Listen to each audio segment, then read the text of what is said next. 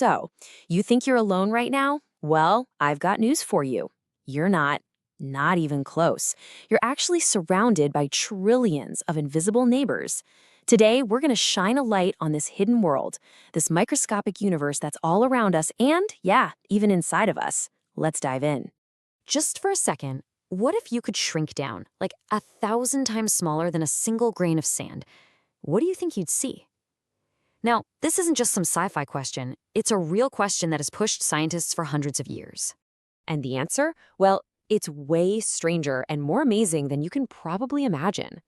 Every single drop of pond water is like a bustling city, just teeming with microscopic creatures. Every little speck of dust you see floating in a sunbeam is like a tiny spaceship carrying invisible passengers. This world isn't empty space, it's alive. Okay, so if this incredible world is literally everywhere, why couldn't we see it for pretty much all of human history? Well, the answer is a pretty cool story of human curiosity, about our obsession with seeing beyond what our own eyes can show us. You know, our whole journey into this unseen world really started with something super simple. Way back, people noticed that curved glass could make things look bigger. Fast forward to the 1600s, and you've got pioneers like Robert Hooke and Antony van Leeuwenhoek building these amazing microscopes that can magnify things hundreds of times. They were about to open up a whole new reality. And it was one of those simple observations that led to this massive discovery.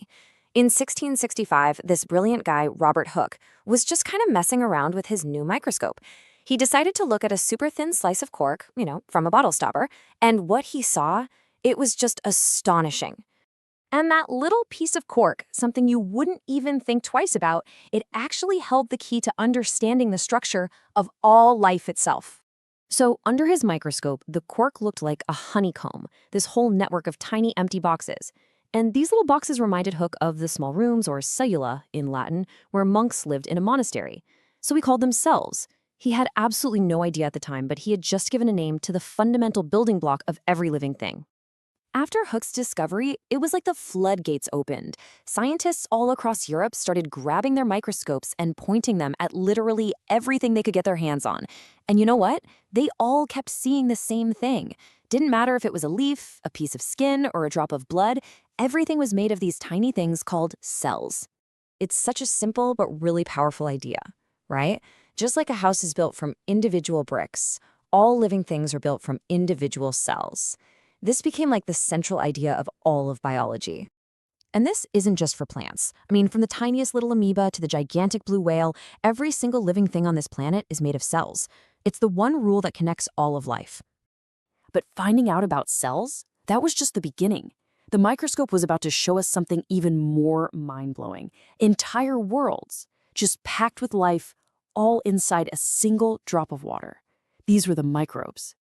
All of a sudden, our world was filled with all these strange and amazing new creatures. You had protozoa, which are like the tiny hunters of this microscopic world. You had algae, these little power plants turning sunlight into energy. And then you had bacteria, the most ancient and by far the most common life form on the entire planet. Take the protozoa, for instance. These little single-celled organisms are basically the sharks of the microbial world, just zipping around, hunting down their prey. Then you've got algae, the tiny floating gardens of the invisible world. They just drift around in the water, soaking up the sun's rays, and, by the way, producing a whole lot of the oxygen that we all breathe. And then there are the bacteria. Wow, these guys are the true rulers of our planet. Seriously, there are more bacteria on Earth than there are stars in the known universe. They live everywhere, in the deepest oceans, on the highest mountains, and yep, right inside of you. So this invisible world isn't some empty, boring place. No way. It's a vibrant, chaotic, beautiful ecosystem. It's like a microscopic Serengeti, playing out all around us every single second of every single day. Okay, so we've found this hidden world. It's packed with life. But so what? Why should we really care about all these tiny creatures? Well, it turns out the answer is pretty simple. Our lives completely depend on them. See, these microbes, they aren't just hanging out.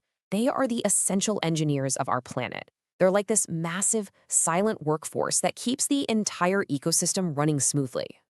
Just think about what happens in the fall when a tree sheds its leaves. Those leaves don't just pile up forever, do they? Nope, that's because microbes are on the job. They get to work breaking down the dead leaves, and they release all those valuable nutrients back into the soil so that new plants can grow. They are nature's ultimate recycling crew. Without them, our planet would just grind to a halt. All the dead stuff would just pile up, and all the nutrients that new life needs would be locked away forever. Life as we know it would just stop. And it's not just out there in the soil. Right this very moment, there are trillions of microbes living in your gut, helping you digest your food. In fact, you actually have more bacterial cells in your body than your own human cells. Let that sink in. You literally couldn't live without them. They really are our invisible allies. So next time you think you're all alone, just remember those trillions of invisible allies that are all around you and inside you, working 24/7 to keep you and our entire planet alive.